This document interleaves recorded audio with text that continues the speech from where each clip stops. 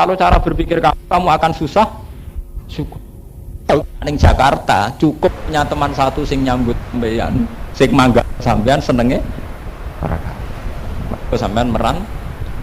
Nah, ternyata Nabi resep kue ning donya supaya seneng, supaya nyaman iku kaya wong merantau. Tadi kula masih teng naruh teng desa kula nak kondom bojo kula. Aku naruhan targetku mung sitok, ana sing sitok wis cukup wong aku merantau. Ning donya napa? Lho niku tenan lho, kula niku kon. Pun mboten susah, misalnya ana wong ning kula mboten susah blas. Misale kula susah tak istighfar tenan. Harus dilatih. Dengan pelatihan gini sampean akan mudah syukur karena kamu mudah menerima nik yang paling kecil. Ini ku cukup, disenengi orang satu, dua sudah cukup. Karena kita kayak tapi enggak, kita di dunia kan kayak mustautin, kayak penghuni tetap. Wah, akhirnya gampang kecewa, sak desa ora seneng lho gegere. Paham? Dan ini pelatihan. Pelatihan mencuci otak. Supaya sampean melihat fenomena kekuasaan, fenomena apa itu menjadi biasa. Kita jangan niru zaman Abu Jahal, Abdullah Sufyan, di mana melihat aktivitas Nabi sebagai aktivitas kekuasaan, sehingga harus dicurigai, harus digenjot, harus dimusnah. Kulo anggere takok itu yang Gus, terus sampean caleg-caleg sepundi. Ono sing wong abangan, ono sing kiai, ono sing setengah kiai, ono sing ora jelas terus. Ya saja mereka berebut rahmatnya Allah, selesai. Rahmatnya Allah orang arah kowe untuk jatah, nek ora usah kuwatir. Salam dhewe nganggep rahmat itu sing dadi DPR. Dadi ra dadi wong entuk napa? Kalau sing caleg dadi DPR dilantik itu senenge ra karuan. Ngono iku penggembiraane sing wong awam-awam melok keplok ya senenge ra karuan. Sing lara bolak-balik sing dreng di sing lara bolak-balik sapa? Sing dreng. Mulane ngendikane ulama-ulama riye al hasad takulun napa? Hasanah kama takulun naru al hatab. Bahwa pembunuh sejati kebaikan adalah sifat hasad. Pembunuh sejati kebaikan adalah sifat nama hasad. Kalau mulai buatan seneng, kalau wong kok keping SPC, keping Yusuf Kala, keping Abu Rizal Bakri, kok buatan. Kiai lah buatan. Aku lo nggak seneng mawon, cepet tapi seneng kafe biasa gitu. Kalau sering ketemu gue biasa gitu.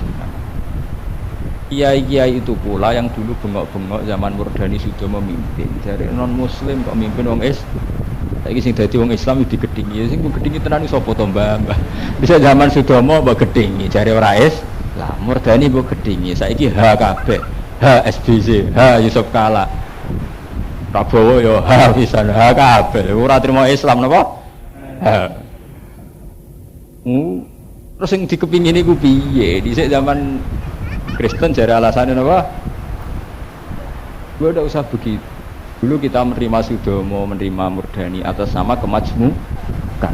Kita terima sebagai tokoh yang sah atas nama kita sekarang menerima tokoh-tokoh Islam ya atas nama kemajmukan, atas nama mereka Islam ya sudah.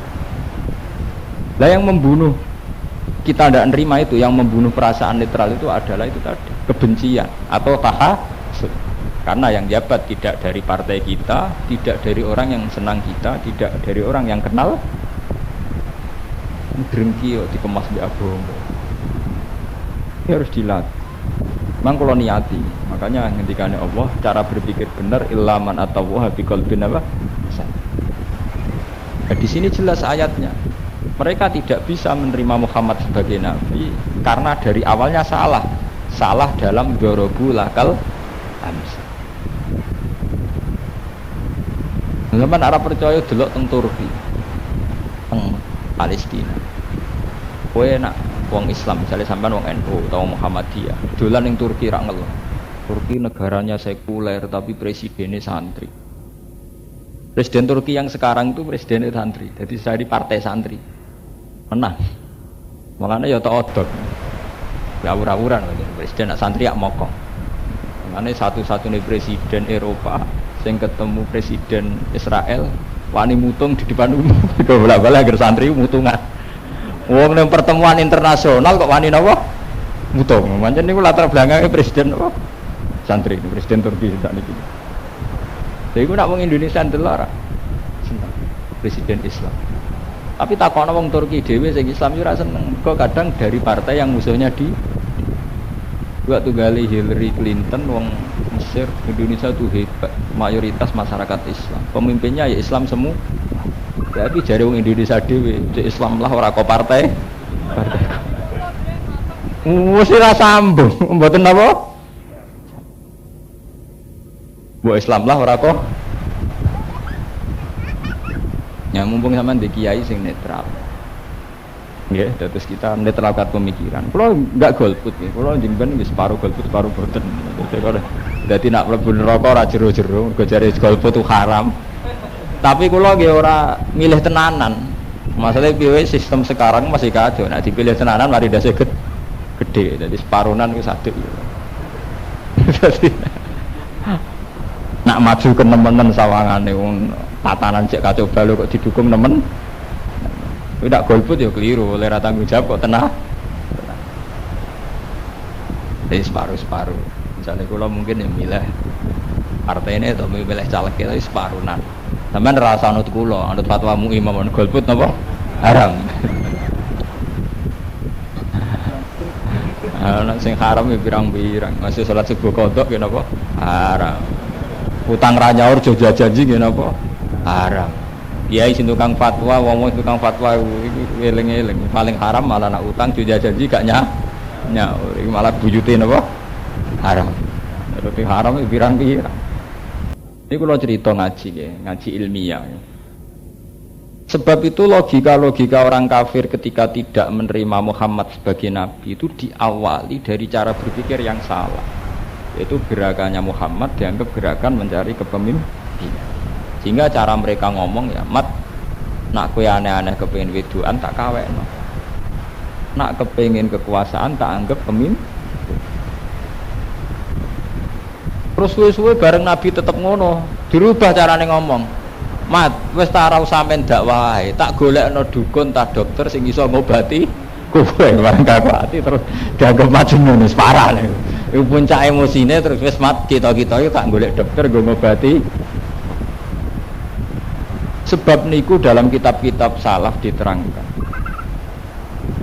Ketika ada periode perang di mana wong Islam itu akhirnya perang ambek Abu Jahal CS. Jadi kados peristiwa Badar. Iku bukti nak wong kafir nak omongan wawur-wawuran. Lah kok saged, Gus? Nggih saged. Ketika Nabi di Madinah dan Kuwait itu pernah diserang saat perang Badar. Diketuai Abu Jahal piyambak. Iku ketok oleh melehno pengen. Dari Muhammad iku edan. Pengedan wae ning dalan-dalan. Musa wong edan ae kok ngerakno 3000 pasukan berku. Dhewe sing edan sing sapa? Mulane ana perang iku bukti nek wong kafir nuduh Muhammad edan iku salah. Ora ana dalam sejarah dunia ngadepi wong edan nganggo pasukan. Iku ketok nek zaman darane edan iku nuruti nafsu, nuruti emo.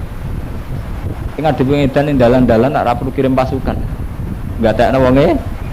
Saiki jare Abu Jahal CS Muhammad Wedan diserang mbek 3000 pasukan bersenjata lengkap. Iku Musa wong edan apa Musa wong hebat?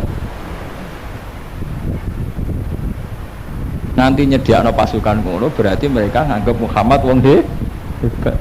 Ora wonge. Iku ketok, tak omongane wong kafir iku tak arut kabeh, saling bertentangan. Saiki darani edan. Saiki darani kudu diser. Sing waras sing Ane sakniki kula jenengan kudu kok.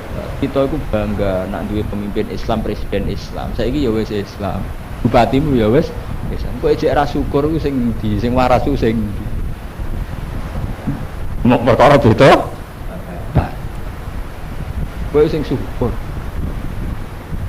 Sampeyan nak muni jenengan ora rasane sakit hati. Kula ndek keluarga yang berpolitik ya ora rasane sakit hati, tapi kudu lapang dah. Orang harus menerima. Tuhan kalau setuju model Amerika itu dalam hal ini dalam hal ini. Di Amerika itu ada tradisi presiden yang kalah harus mengucapkan pidato kekalahan. Jadi dia harus pidato Dengan ini yang bernama John McCain mengakui kemenangan Obama. Kita siap sebagai warga negara yang baik dan siap mendukung presiden yang sah. Indonesia konekani pelantikan lari. Indonesia sekedar nekani pelantikannya mboten Bu. Demo mergo beda napa? Kita kampanye dari kemiskinan turun. Dari sing musuhe bangkune ra turun, kok sing miskin sudah mati. Waduh cangkem. Wah, waten wah. Omongane wong termilalan. Sing sitok muni kemiskinan turun, sing sitok muni turun mergo wis nah, sing bener sing sing sitok jare negara bermain yoyo. Jangan jare sitok nganti ngomong yoyo berarti sering dolanan apa? Yoyo. Jangan suka fitnah, nanti tidak dapat hidayah.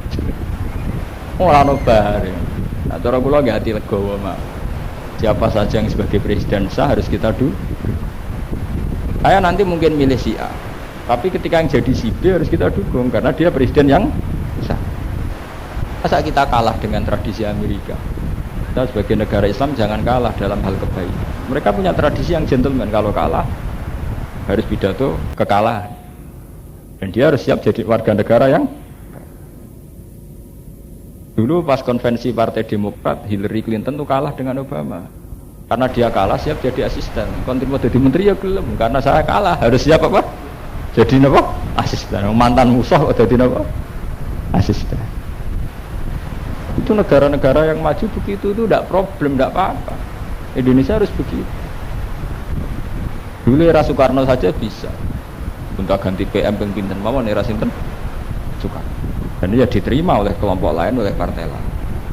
Sampai atas nama kenegarawanan riyen nate kabinet kaki 4. Di mana termasuk penopang negara NU jejer PKI. Gitu gitu sejarah nate kabinet kaki di mana di antara unsure NU mbek napa? Iku padha mbek saiki Ka'bah mbek PDS. Masumi ku partai Islam, PKI partai napa? Tapi atas nama negara pernah berdampingan nggih buat tentang sejarah. Dan tidak apa-apa. Itu hebatnya kiai itu, angkatan Pak Nasir, Kiai Maskur, Agus Salim, mereka gentleman. Kan ini beda partai, awas bahaya Wahabi. Sing sitok awas bahaya kemiskinan. Kalau sering tuh SMS itu, awas bahaya Wahabi. Kalau jawab, awas bahaya ketidakteraturan. Dua repot. Paham ya? Lewat ngaji niki kita harus berpikir ya, bahwa logika kepemimpinan itu ada mulai dulu. Itu zaman pertama Nabi latihan jadi Nabi itu ternyata dipandang secara sosial. Kemudian setelah zaman Nabi selesai, dan ini ben sampean ngerti sejarah, ben ora kaget. Logika kekuasaan itu tumbuh lagi. Ini ku neng era Sayyidina Ali mimpin Trimo bin Abi Thalib. Muawiyah sing gubernur teng Sam bin Abi Sufyan mulai Muawiyah diuju-uju Ali kok mimpin wasal kuwi piye ndekne bin Abi tapi nak jare santri tapi Ali kan mantune Nabi wis mantan wong Sayyidah Fatimah iku kapundhut mau 6 bulan setelah Kanjeng Nabi wafat. Jadi Sayyidah Fatimah itu hanya tufiyat ba'da sittati asyurin min wafati Rasulillah. Berarti wis ra mantan. Akhirnya wong Sam provokasi Muawiyah kon mimpin meneh.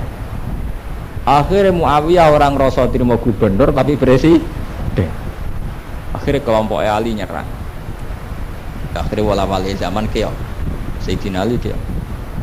Akhirnya balik meneh teng dinasti Umayyah. Balik meneh. Jadi ku sangka Muawiyah bin Abi Sufyan. Jadi presiden anaknya napa? Presiden. Itu nunjuk bahwa logika kekuasaan itu terus menghingga sampai sekarang. Lani kula niku nyuwun nggih bahwa sesuatu yang sudah menjadi sunnatullah itu tidak usah sampean tentang. Bahwa kita secara syariat itu punya komitmen. Misalnya selagi Indonesia itu masih orang sholat nggak dilarang, orang aktivitas ibadah nggak dilarang, ya sudah siapa saja pemimpinnya kita tidak apa. Kita hanya punya kontrak agama. Betul ini kalau ngaji tenan. Sebab itu Nabi ketika ditanya oleh Hudzaifah al-Yamani, ya Rasulullah, bagaimana kalau nanti kita punya umarah yamnauna haqqona, mereka menghalangi hak-hak kita, was'aluna haqqahum, tapi mereka menuntut hak. Jadi Nabi, isbiru, kamu harus sabar. Afala nuqatiluhum ya Rasulullah, apa tidak perlu kita perangi? Jawab Nabi seperti la masallahu, tidak usah kamu perangi selagi masih membolehkan institusi napa so. Ya sholat itu kan ada 3. Ini rungokno tenan. Sholat itu ada 3. Kemungkinan 1, pemimpinnya memang sholat dan tidak menghalangi orang sholat, atau pemimpinnya itu tidak sholat tapi tetap membolehkan institusi sholat. Misalnya di alun-alun tetap ada masjid, orang jamaah tetap boleh. Yang ketiga, dia ya tidak sholat, ya tidak pernah bangun masjid, tapi tidak menghalangi orang sholat. Misalnya sampai hidup di Amerika, di Australia, mungkin PM mereka ada Islam, juga tidak pernah bikin masjid, tapi orang sholat di sana tidak dihalang, itu juga tidak apa-apa. Sebab itu di Quran itu yang paling parah kalau kafaru masih ditambahi wasodduan sabilillah, karena ada kadang kafaru tidak, tapi tidak apa wasoddu, tidak menghalang. Ini perlu kalau terangkan, mergi wong pun salah kaprah, kepinginnya udah pemimpin sing idiot. Yo ora bupati, yo Islam, yo santri, sing roh kiai. Iku omongane kiai sing dikepenting. Masih ora roh kiai lah, nek roh Islam yo wis to. Nangane kok golek bupati sing Islam sing roh. Maksudnya roh kiai iki piye? Roh nek ora di dhuwit dikai. Apa roh syariate kiai salat terus dene salat wis salat, wong wis napa? Kan gak jelas tuh kata-kata roh napa? Maksudnya iku piye? Maksudnya ngelakoni apa? Lha ya wis apik. Cuma ora kenal jenengan misalnya. Ya ora ngape, itu kan ketara asline kan. Paham gitu. Terus niki ayat murni urusan sosial politik. Unggur kaifa darabul lakal amtal. Kalau sudah begitu mesti fadallu falastatiuna napa? Kemudian ayat kedua nerangaken. Akhirnya polemik itu hilang. Polemik Abi Sufyan siapa, Abu Jahal siapa itu hilang. Kenapa Nabi sukses bisa menghilangkan polemik itu? Karena kemudian ada tema yang lebih krusial. Ini rungokno ben sampean nek dadi pemimpin siap menghadapi tantangan. Masyarakat itu sebetulnya bisa dirubah petanya. Misalnya dari peta sosial politik kemudian dirubah menjadi peta religi. Itu Nabi berhasil menciptakan masyarakat mendiskusikan tentang mungkin tidaknya ba'ats. Mungkin ora cara teori rasional wong bar mati sampeyan bangkit saka kubur. Akhirnya jadi polemik. Mereka yang kafir menentang aiza kunna idza ma'rufatan aina lamab'utsuna khalqan. Ndak tenan. Kita nek wis dadi balung, dadi debu ditangekno meneh. Terus cara Islam cara Nabi mungkin. Karena zat yang menciptakan itu adalah ala kulli syai'in qadir. Tapi ini sudah lumayan. Sudah lumayan merubah peta dari menganggap Muhammad sebagai orang sing berebut kekuasaan. Kemudian berubah menjadi berpikir apa sih yang diangkat oleh Muhammad. Tema apa sih yang diangkat oleh Muhammad. Ini rungokno tenan. Seorang pemimpin itu harus bisa mengangkat satu tema yang menjadi masyarakat itu menarik. Paling tidak mendiskusikan. Tane kula niku matur nuwun. Partai pirang-pirang terus KPU sibuk tukaran iki kula. Sampeyan saiki tunggal itu. Sak loma-lomane kiai. Ku nak sedekah ku ora nyukupi sak desa. Tak caleg pirang-pirang. Iku wong paling ra kanggo entuk dhuwit. Iku kudu melok matur nuwun. Karena sampean alasane Gus iku tapi maneh politik hukumnya lho kowe kok ribet ngekek hukum. Wong iku fakta kok hukumi. Umpama hukumnya haram lah kowe ra kena. Kowe ra kan saiki faktane iku ana wong cilik diregani calon pemimpin. Selawase mbok tuwa iku sing mojok ning kampung. Di bebek loro wedhus kurusi tok iku ora tau ana wong takok.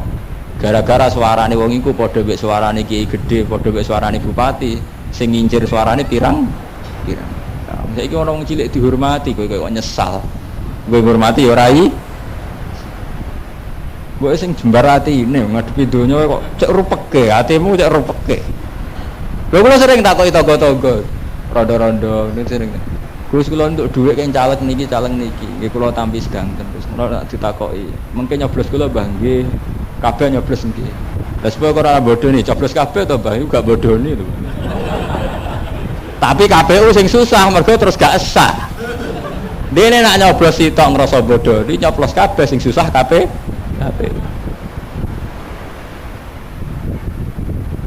setengah ndak kula cerita kula nu wingi ketemu kanca-kanca kula wartawan. Ternyata itu benar teorinya Pak Bahak bahwa hidup memang dikehendaki Tuhan. Iku wonten seorang guru LSM di pedalaman. Dia itu sering berdoa ingin jadi orang kaya supaya bisa menggratisi sekolah. Kalau dulu itu pernah pidato memberikan satu seminar. Ada seorang wali abdal yang jatah doa mustajabnya dia itu nggak dipakai dia. Kalau mungkin nanti cerita tengah ngaji mriki, tapi kalau ngaji temu putih sering cerita. Ada seorang wali abdal yang jatah doa mustajabnya itu tidak dipakai dia. Dan itu yang saya tiru. Kalau saya tahu punya doa mustajab, tentu doa itu saya peruntukkan untuk presiden, untuk sultan. Ditanya kenapa demikian? Nak sing soleh aku itu paling ubah sa RT. Nak sing soleh presiden maslahatnya sak nego. Saking ndak egoisnya dia. Saking mboten apa? Sekarang sampean penggali, nah ono kaji sugih dermawan, ono sekolah digratisi, mondok digratisi, oke lah dia baik. Tapi paling sekupnya berat. Coba kalau itu keputusan negara, jadi bos, sa Indonesia. Dekne ku nyesat, cerita kula nyesat. Mergo dekne iku membiayai sekolah teng pedalaman wis potang-panting. Wis ngono pertutang-pertung nyalahno negara. Bareng ana sekolah gratis dekne eling. Iya. Sing soleh pemimpin sak Indonesia. Coba kita ada terima kasih gimana? Bukan ndak harus terima kasih sama SBY sama JK ndak. Kulo cerita betapa pentingnya kalau yang soleh itu pemimpin. Tak soleh-soleh sampeyan paling ngurusi yayasan yatim piatu, masjid, TPI. Kalaupun soleh wae ra kandhar ra campur dermawan. Kadang malah mencari kehidupan di dalamnya. Tapi kalau yang soleh itu pemimpin atau presiden itu satu negara karena menjadi kebijakan apa? Aman nomollah paling sedekah ning mbok rondo pendak Idul Fitri. Iku saya ketahui. Soleh presiden wakal-akalan ora BLT sak Indonesia. Wong ritik cek berarti Pertamina cek apa cek berarti nah iso berarti lam nggo dintet tak ora kenek to. Tetep ana hikmah dibagekno tetep ana apa? Kliru Allah, kliru sedekah wae. Sing kliru nek wis kliru ora sedekah. Kelirune wong sedekah jek bener. Luwih keliru meneh nak negara gawe kebijakan ora mesti bener bentuke ora usah BL. Luwih salah meneh. Wis salah bentuke ora sedek. Keliru Allah nak bentuke napa? Sale kula sedekah dikandani tiyang. Gus sedekah sampean gak tepat sasaran. Keliru Allah wong sedekah. Mane bener ulama Bani Israil tentang hadis qudsi ana cerita. Ana ulama Bani Israil bareng sedekah jebule keliru ning yada zaniyatin. Jebule lon waktu hari sedekah meneh keliru ning yada sarikin. Jebule siji sedekah pencu. Digonjengno, jenengan piye sedekah ambek lonte ambek pencuri. Dibaleni nek sedekah dalan wis wong sugih dene ora roh. Keliru meneh. Ya ora apa-apa kelirune wong sedekah jek apik. Bener yang medit tapi eneng ndi? Dale ana tangga mbok mediti. Wah, kalau saya beri terus tidak mendidik. Niatnya apik tapi wis mati kelaparan. Mau kowe mempertahankan idealis, sedekah enggak mendidik.